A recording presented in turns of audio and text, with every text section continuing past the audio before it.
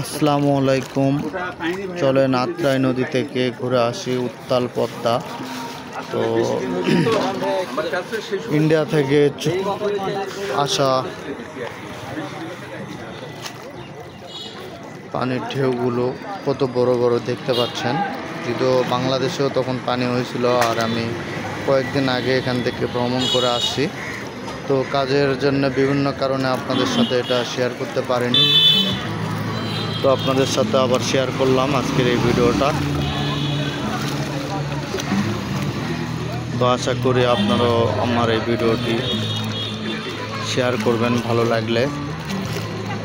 আমি টি বাঁধের থেকে পশ্চিম দিকে সামনে একটু জায়গায় আছি, কারণ টি বাঁধে ঢুকতে দিচ্ছিল না। সেই সময় হলো প্রচুর পরিমাণ পানি বেড়ে গেছিল, সে কারণে। তো কন্টেন্ট মনিটাইজেশন তো অনেকে পেয়েছেন, কারা কারা পেয়েছেন অবশ্যই কমেন্ট করবেন, আর অবশ্যই কমেন্ট করবেন। আমি চেষ্টা করি সবসময় ভালো ভালো ভিডিও উপহার দেওয়ার, তবে কাজে কাজে থাকি, এই জন্য সবসময় ভালো ভিডিও উপহার দিতে পারি না।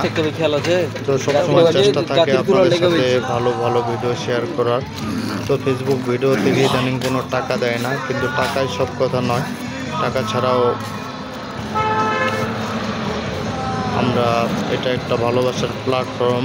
আমাদের লাইফস্টাইল এখানে সবাই শেয়ার করি। সবাই চেষ্টা করবেন। ভাই গেলে উঠেন, ভাই ছেড়ে দেবো, যান উঠেন আপনারা গেলে। 40 টাকা পিস, 50 টাকা পিস নৌকায়, যদিও আমার কাছ থেকে সে পরে 40 টাকা নিয়েছে, কারণ এক নৌকাতে প্রায় 30-35 জন নিয়ে যাচ্ছে।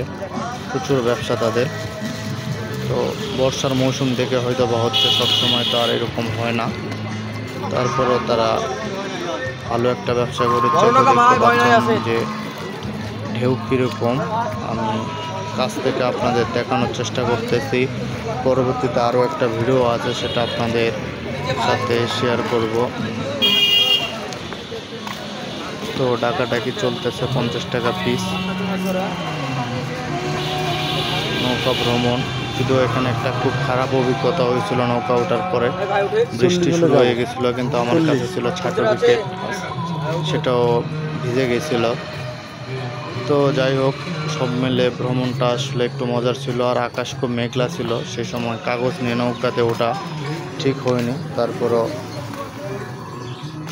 আমি আপনাদের সাথে ভিডিওটি শেয়ার করলাম। সবার কেমন লাগছে অবশ্যই কমেন্ট করবেন। সবাইকে অসংখ্য ধন্যবাদ। আসসালামু আলাইকুম।